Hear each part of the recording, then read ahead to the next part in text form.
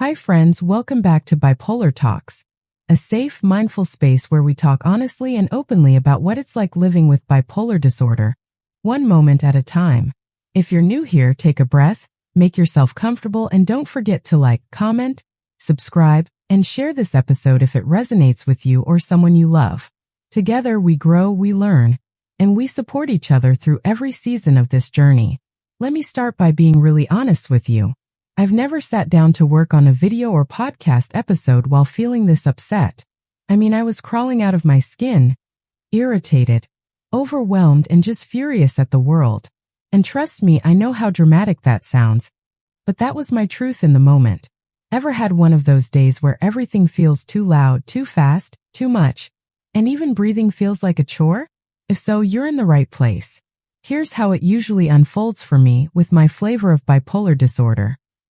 I'll go through a hypomanic period where I feel sharp, creative, productive. It's like I can do everything all at once. It honestly feels amazing, until it doesn't. Suddenly, my to-do list becomes this monster. All the fun projects, now they feel like a burden. My body feels drained like it's been running a marathon on fumes, and my mind keeps sprinting anyway. Have you ever been too good at keeping yourself busy, only to realize you've completely run out of fuel? Then things begin to tilt. The overdrive catches up to me. I'm overstimulated, irritated by everything, and emotionally, I become pessimistic and reactive. This is usually when I'm the hardest person to be around, even for myself. My thoughts are racing, and my patience disappears. It's like the wiring in my brain is short-circuiting. Do you ever feel like your body and mind are moving in opposite directions, and no one's at the wheel? And here's where it can get really dangerous. If I feed that agitation, if I pour more fuel into the fire, or if something external triggers me, it explodes. This is when I make some of the biggest messes in my life. Decisions I regret. Words I wish I could take back. Moments I wish I could undo. And then the crash comes. It always does. And the crash usually feels just as intense as the high that came before it. Ever felt like you woke up in the aftermath of your own emotional earthquake? What makes the crash worse is that it's not just sadness. It's also shame, regret, guilt. I'm left holding the emotional consequences of everything I did or said while I was flying too close to the sun. It's like falling from a mountaintop into a pit and dragging all your regrets with you on the way down. Do you ever catch yourself reliving past moments, trying to rewrite what already happened? For a long time, I didn't realize this cycle was part of my bipolar disorder. I wasn't self-aware enough yet. I thought I was just emotional, or dramatic, or angry. I'd get so angry that I could feel it in my bones, this deep primal rage that pushed me into fight or flight mode, even though nothing was actually chasing me. Have you ever felt your heart race as if you're in danger, even when everything around you seems calm? It's strange, right? That fight or flight response used to serve us in real danger, like running from predators in prehistoric times. But now that same system gets triggered by a thought, a memory, a feeling. And even though there's no real threat, my nervous system can't tell the difference. Does your body ever act like it's in an emergency even though your brain can't figure out what's wrong? Let me give you a little analogy. Imagine your friend accidentally drops a hammer on your foot. You're in pain, furious, probably yelling. But once they apologize and explain what happened, you calm down. Still hurts, but at least you understand why it hurts. Now imagine your foot starts hurting just as bad. But no one dropped a hammer. There's no reason. No explanación. The pain is real, but your brain has no closure. In that situation, would you start blaming random things around you just to make sense of the pain? That's exactly what it feels like during a bipolar episode. We become what I call reason junkies. We start looking for something or someone to blame, anything that gives our pain a reason. And I'll be the first to say, I am definitely a reason junkie. Do you ever find yourself inventing stories or pointing fingers just to soothe your confused, hurting mind?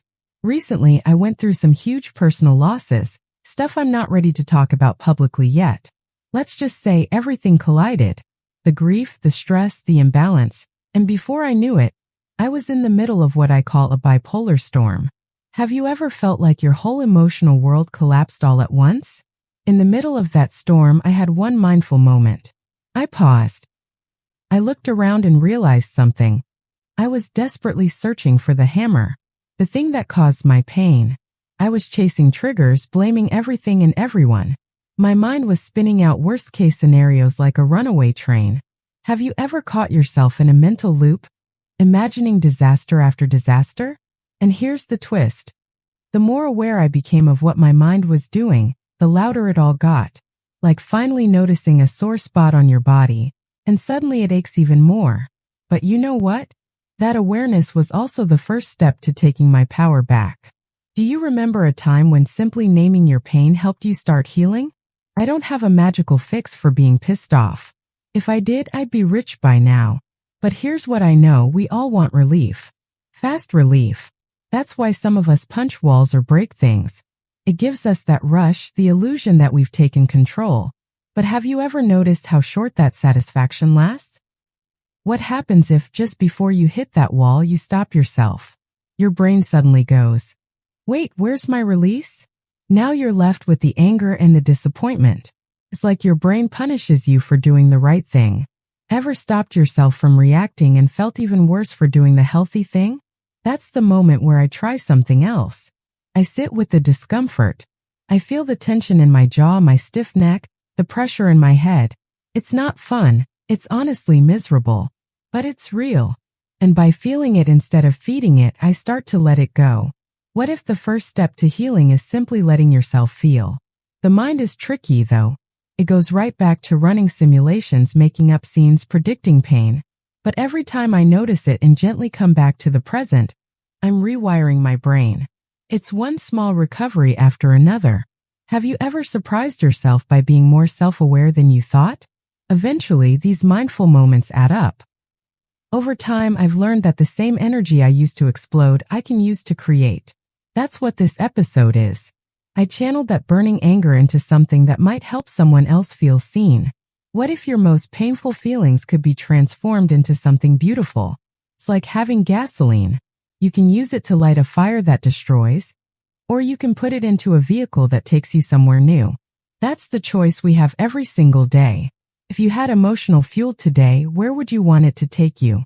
And remember, the more present and mindful you are in what you're doing, whether it's riding a bike, drawing, listening to music, or just noticing your breath, the less room your mind has to spiral. And when the simulations do creep in again, you'll be ready. What small mindful act could you try today, just to interrupt the spiral? Sometimes, friends, we have to completely lose our minds to finally come back to our senses. That doesn't make you broken. It makes you human. Thank you for spending this mindful moment with me here on Bipolar Talks. If today's episode gave you even a tiny bit of comfort, please like, comment, subscribe, and share it with someone who might be struggling. You never know who needs to hear they're not alone. And just a reminder, this podcast is for informational and supportive purposes only. It's not a substitute for professional help. If you're navigating bipolar disorder or any mental health condition, always consult with a licensed mental health expert. Take care of your heart. Be gentle with your thoughts. And I'll be back soon with more stories, more tools, and more moments of honesty.